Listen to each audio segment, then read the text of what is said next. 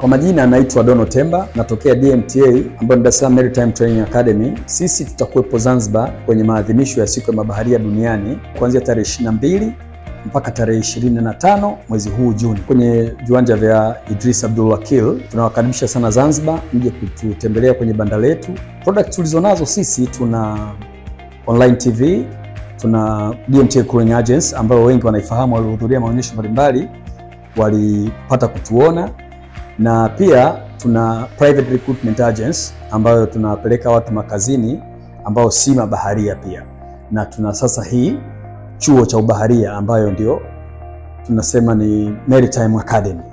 Hii sasa ndio product mpya ambayo tunakwenda kuitangaza Zanzibar. Kwa hiyo tunataraji mtakuja kwenye banda letu mpate maelezo zaidi. Mnaweza kutupata pia kwenye mitandao ya kijamii, Facebook, Twitter na mengineyo yote.